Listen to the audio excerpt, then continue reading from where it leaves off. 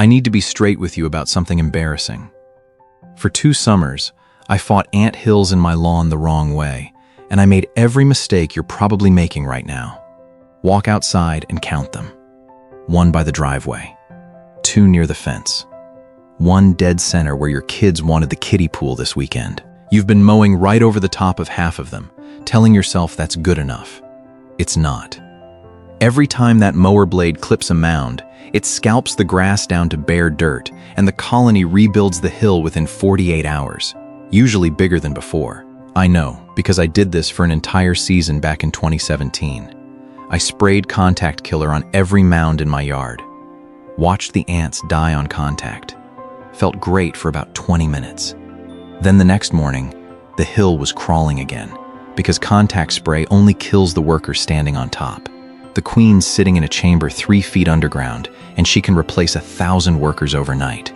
You're not fighting the colony, you're trimming its fingernails. Today, I'm going to show you something that does what no spray, no bait, and no synthetic granule can do. It doesn't just kill the workers, it collapses the entire colony, queen included. And here's the part that sounds impossible. After the mound dies and flattens, the grass growing back over it doesn't just recover. It grows back thicker than the lawn around it. 1 product, 2 completely opposite effects. Trust me on this one. I didn't believe it either until I measured it myself with a ruler. Why this matters more than you think. Most people write off ant hills as a cosmetic nuisance. They're not. When a colony builds a mound, they're excavating soil directly from your root zone and piling it on the surface. That means the roots underneath are left sitting in air pockets instead of packed soil. No soil contact means no water, no nutrients. That grass is starving before you ever touch a mower. And the mound itself smothers whatever's left, blocking light and airflow until you've got a dead zone that expands every week the colony's left alone. 10 or 20 of these and your lawn stops looking like a lawn.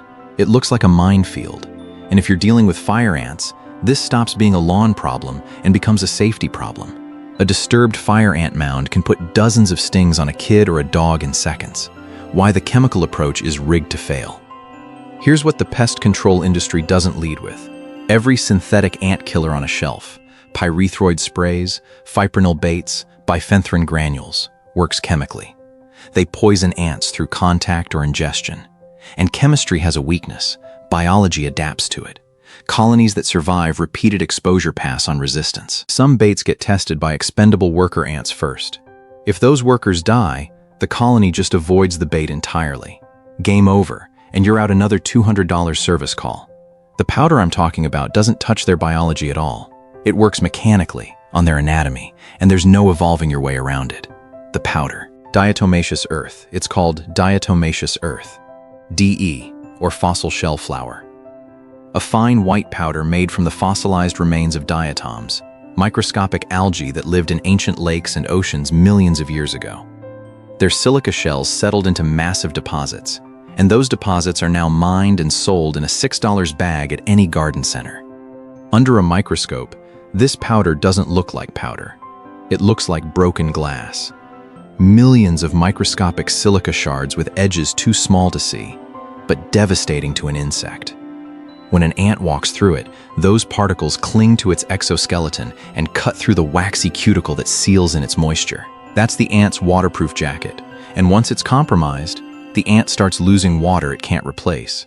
Over 24 to 48 hours, it dehydrates and dies. Not poisoned, dried out from the outside in. Here's the mechanism that makes this so effective. The ant doesn't die on contact. It walks back into the colony first. It touches other workers. It feeds the queen mouth to mouth through trophallaxis. Every contact transfers more DE particles. Over 3 to 7 days, the entire colony dehydrates from the inside out. Worker to worker, worker to queen. No spray reaches the queen underground. No bait works if the colony's smart enough to test it first. DE bypasses all of it because it isn't food, isn't a scent, isn't a chemical. It's physical. You can't build resistance to being cut by glass. Researchers at Auburn University's entomology extension have documented diatomaceous earth's mechanical mode of action against soft-bodied and hard cuticle insects for exactly this reason. It doesn't rely on a biological pathway the way conventional insecticides do.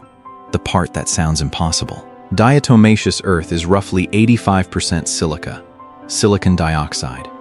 And silica happens to be a beneficial mineral for grass. As DE breaks down into the soil, it releases plant-available silica, and that does three things. It strengthens cell walls, making grass blades physically tougher against foot traffic and mowing stress. It improves drought tolerance by helping blades hold onto moisture, and it stimulates tillering, the process where a grass plant sends out new side shoots from the same root system. More tillers means more blades per square inch, which means denser turf. Turfgrass researchers at Texas A&M's AgriLife Extension program have published findings on silica's role in improving turf density and stress tolerance, and the effect is consistent, if gradual. Not a dramatic nitrogen green-up, but a cumulative thickening over months. So here's the actual timeline. Week 1, the colony collapses, the mound stops growing. Week 2, rain and irrigation carry the silica down into the root zone. Weeks 3 and 4, the dead mound flattens as soil settles without ants maintaining it, and grass starts filling in. Weeks 4 through 8, that recovering grass, now growing in silica-enriched soil, tillers harder than the grass around it. By month 3, the spot where the ugliest ant hill in your yard used to sit is often the thickest, greenest patch on the property. How to apply it? Method 1. Direct mound treatment. Sprinkle a full cup of DE directly over the mound, covering it completely. Then poke 4 or 5 holes into the mound with a screwdriver, 2 to 3 inches deep, and sprinkle more powder into the holes. Don't kick the mound apart. You want it intact, so ants keep walking through the powder as they repair it, carrying it deeper with every trip. Method 2. Perimeter barrier. Lay a line of DE along your fence line, foundation, and patio edges. Anywhere ants cross from untreated ground into your lawn. It becomes a death strip that incoming ants carry back to colonies you never even treated directly.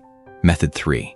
Broadcast application for lawns with a serious infestation. Using a spreader, apply DE across the whole lawn at 2 pounds per 1,000 square feet. A light dusting that barely shows once it settles. This catches colonies you don't even know exist yet. 5 rules you cannot skip. 1. Use food-grade DE only, never pool-grade. Pool-grade is heat-treated and contains crystalline silica, which is dangerous to inhale. Food-grade is amorphous silica and safe. Check the label. It has to say food-grade. 2. Apply it dry. Wet DE clumps and loses its cutting edge. Pick a day with no rain in the forecast for 24 hours and reapply if it does rain. 3. Wear a simple dust mask while applying. Once it settles into the grass, there's no inhalation risk left. 4. Keep pets off the treated area for about an hour until it settles. After that, it's completely safe. Food-grade DE is even used as a natural dewormer in pet food. 5. Be patient. This isn't a spray. Give it 3 to 7 days before you judge results. A real example A guy named Kowalski, out in Terre Haute, Indiana, counted 11 ant hills in his backyard one June, 3 of them fire ants. He treated all 11 on a Saturday morning using the direct mound method and laid a perimeter line along his fence. By day 3, 7 of the 11 showed reduced surface activity. By day 7, all 11 were dead, including the 2 fire ant mounds, which needed a second light dusting to finish off.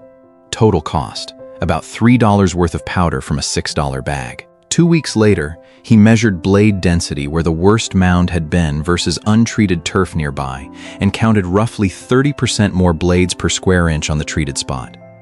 Quick answers, fire ants? Yes, it works, but their colonies run deeper. Expect 7 to 10 days and possibly a second application. Carpenter ants? Only partially.